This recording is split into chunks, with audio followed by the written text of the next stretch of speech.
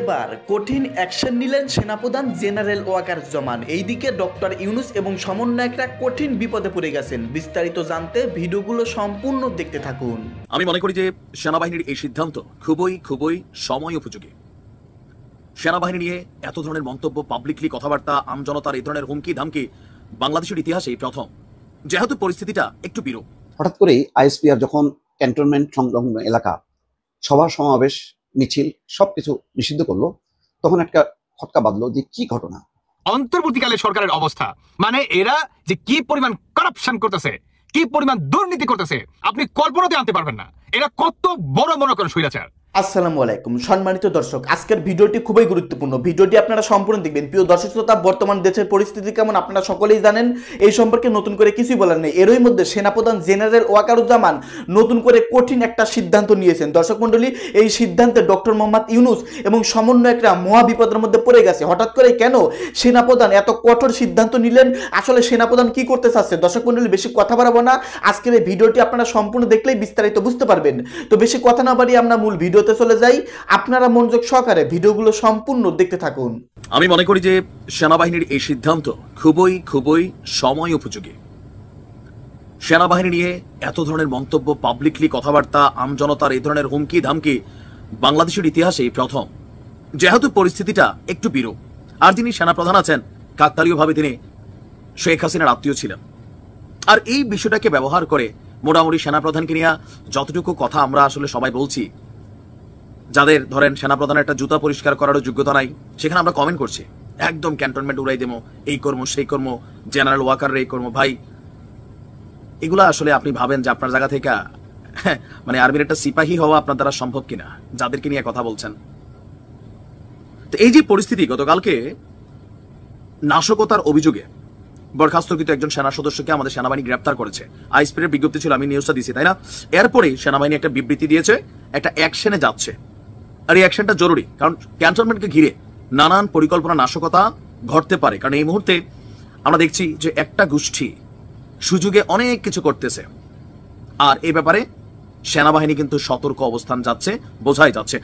ঢাকা সেনানিবাস বা ক্যান্টনমেন্ট ঘিরে সব ধরনের সভা সমাবেশ, মিছিল, শোভাযাত্রা, বিক্ষোভ প্রদর্শন অনির্দিষ্টকালের জন্য নিষিদ্ধ ঘোষণা করা হয়েছে। আবারও বলছি, সভা সমাবেশ, মিছিল, শোভাযাত্রা, বিক্ষোভ এগুলা অনির্দিষ্টকালের জন্য নিষিদ্ধ। আর আজকে থেকে এই নিষেধাজ্ঞা কার্যকর করা হবে বলে জানিয়েছে আইএসপিআর। আপনার আইএসপির বিজ্ঞপ্তিতে বলা হয়েছে, রোববার রাতে পরবর্তী নির্দেশ না দেওয়া পর্যন্ত কচুক্ষেত সড়ক, বিজয় সরণি হতে প্রধান উপদেষ্টার কার্যালয় হয়ে বীরশ্রেষ্ঠ শহীদ জাহাঙ্গীর গেট সংলগ্ন এলাকা, বিএফ শাহিন কলেজ হতে মহাখালী ফ্লাইওভার সংলগ্ন এলাকা, সৈনিক ক্লাব মোড়, ভাসানটেক, মাটিকাটা, ইসিবি চত্বর এবং তৎসংলগ্ন এলাকায় সকল প্রকার সভা সমাবেশ, মিছিল, শোভাযাত্রা, বিক্ষোভ প্রদর্শন নিষিদ্ধ করা হলো। তা আমরা একটু প্রশ্ন সেনাবাহিনীর কাছে রাখতে চাই, ধরেন এনসিপি আবার কোনো দাবি নিয়ে রাজপথে নামলে তারা করতে পারবে কিনা? কারণ বাংলাদেশে আমরা দেখছি কারোর জন্য ডান্ডা, কারোর জন্য ঠান্ডা। কারণ যমুনার আশেপাশে তো এগুলো আগেও নিষিদ্ধ ছিল, এখন তারা তো যাই করতে পারতেছে। এগুলো আপনারা একটু মাথায় রেখেন, কারণ আমরা মনে করি সেনাবাহিনী নিরপেক্ষ। সেনাবাহিনী কোনো রাজনৈতিক ফোর্স না, অথবা কোনো রাজনৈতিক ফোর্সের সিদ্ধান্ত মেনে নিতে বাধ্য না। নিলে কি পরিণত হয় 5ই আগস্টের আশেপাশে এগুলো নিশ্চয় অভিজ্ঞতা হয়ে গেছে।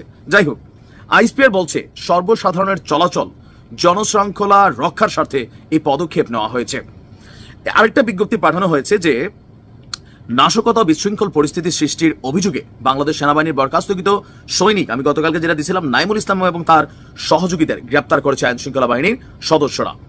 তো সেখানে আজকে কেন এটা রাতারাতি জারি করা হলো? কারণ সেখানে বলা ছিল যে আজকে রবিবার ঢাকার সেনানিবাসের প্রবেশ পথে বিক্ষোভ সমাবেশের নামে বড় ধরনের নাশকতা সৃষ্টির পরিকল্পনা করেছিল এবং বিভিন্ন সোশ্যাল মিডিয়ায় এই সংক্রান্ত বিভিন্ন উস্কানিমূলক প্রচারণাও চালিয়ে আসছিল। আমাকে অনেক বড় বড় যারা ক্যারেক্টার আছেন, অনলাইন কিং, তারাও কিন্তু দেখছি এগুলোর পক্ষেই কথা বলছেন।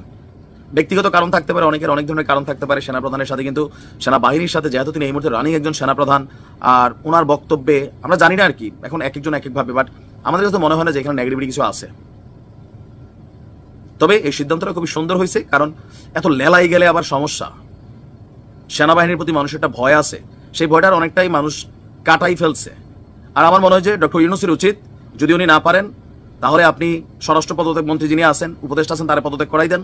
নতুন কাউরে দেন, কিন্তু সেনাবাহিনীকে আপনি আনলিমিটেড টাইমের জন্য যে 9 মাস টানা মার্কেটে আছে, বাহিরে আছে, সেনাবাহিনী পাবলিকলি মিশতে মিশতে পাবলিকের সামনে ওজন নষ্ট হয়ে যাবে। এটাই বাস্তবতা। সেনাবাহিনী রিজার্ভ ফোর্স হিসেবে কাজ করে, তারা ক্যান্টনমেন্টের ভিতরে থাকবে, তাদের জায়গাতে তাদেরকে পাঠানো উচিত। পুলিশের মাধ্যমে আইন শৃঙ্খলা বাহিনীর উন্নতি করে আপনি রাষ্ট্রকে পরিচালনা করতে হবে, কারণ আপনি তো থাকেন প্রোটেকশনের মধ্যে, আমজনতা এই জিনিসগুলো করতে হবে। নয়তো সেনাবাহিনী সম্পর্কে মানুষের মধ্যে অনেক ধরনের বক্তব্য তৈরি হবে, ঘটনা দুর্ঘটনা ঘটতেও পারে। হঠাৎ করেই আইএসপিআর যখন ক্যান্টনমেন্ট সংলগ্ন এলাকা সভা সমাবেশ মিছিল সবকিছু নিষিদ্ধ করলো, তখন একটা খটকা বাঁধলো যে কি ঘটনা, যে আইএসপিআর কেন দিল? ক্যান্টনমেন্টের বাইরের যে অংশ সেগুলো তো সবই পুলিশ বা ডিএমপির আওতায়, তো তাদের বদলে আইএসপিআর কেন দিল?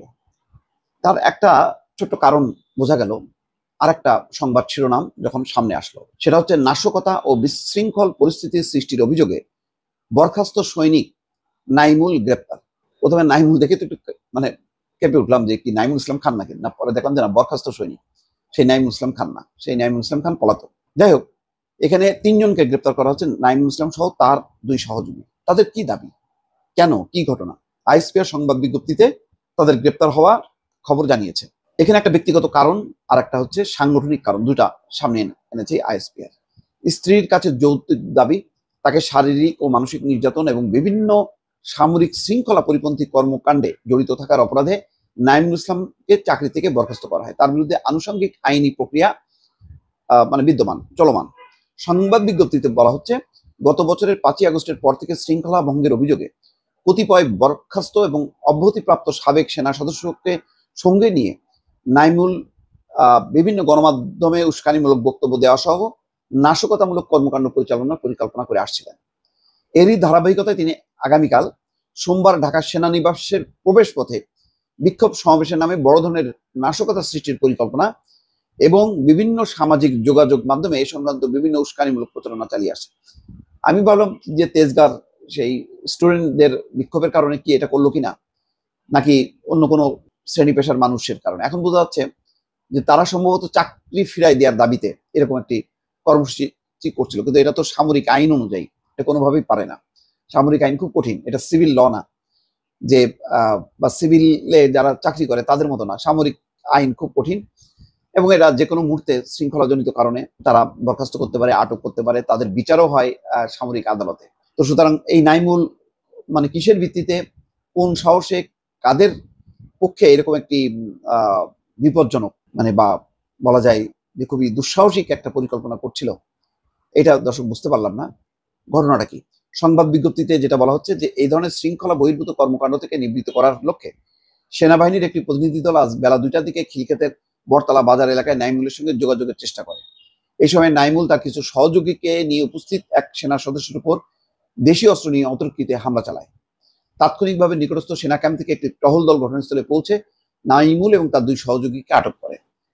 বোঝা যাচ্ছে যে একটা কিছু বিশৃঙ্খলার একটা পরিস্থিতি, সেই কারণে একটা কঠোর বিজ্ঞপ্তি দিয়েছে। এমনিতেও মানে আমি স্বাভাবিকভাবে কয়েকদিন থেকে বলছিলাম যে ঢাকা নগর একটা আন্দোলনের শহরে পরিণত হয়েছে এবং একটা নৈরাজ্য চলছে, কোনো আলাপ আলোচনা নেই। দেখেন ওই যে জগন্নাথের এই দাবি যখন মানতেই হবে, যদি যৌক্তিক, তাহলে শুরুতেই কেন মেনে নেওয়া হলো না?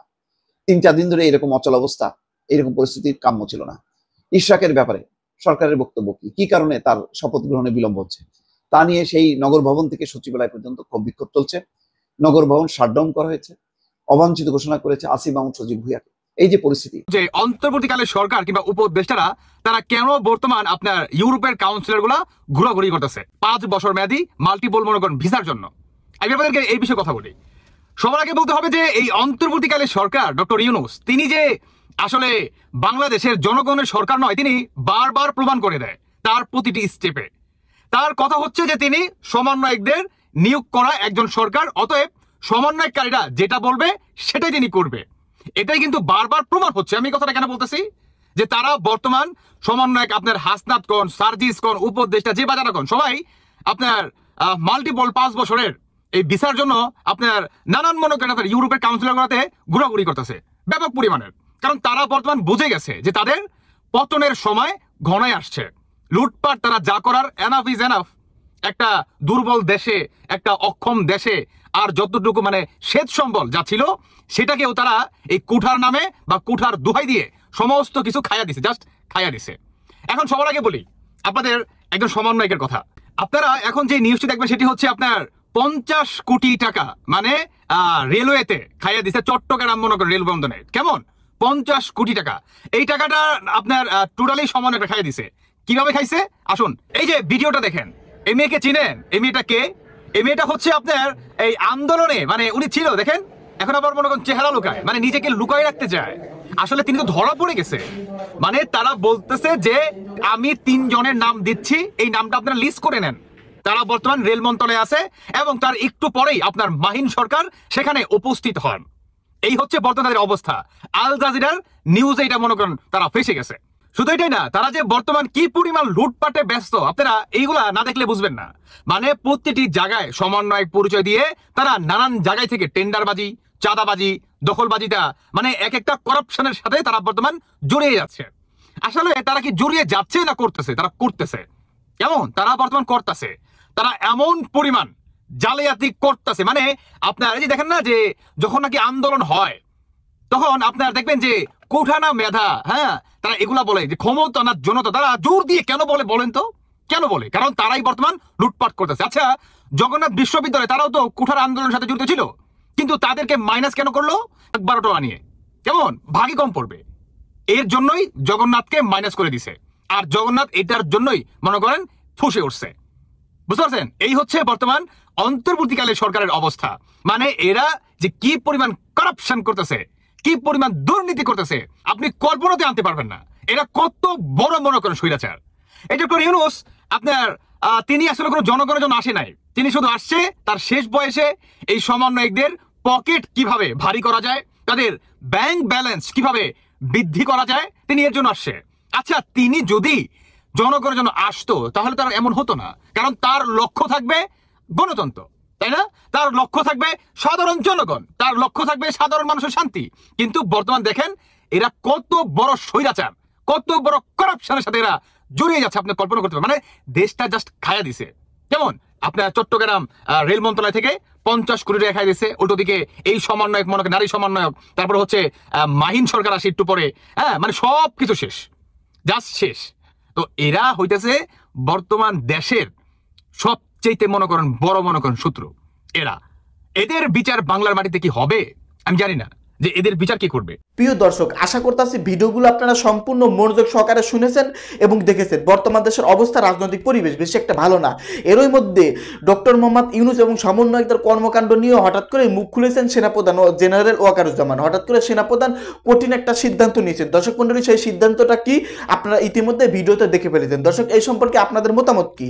আপনাদের গুরুত্বপূর্ণ মন্তব্য ভিডিওর কমেন্টে অবশ্যই লিখে ঝটপট জানিয়ে দিবেন। ভিডিওটি এখানে শেষ করছি। সকলে ভালো থাকবেন, দেখা হবে নতুন কোনো ভিডিও নিয়ে।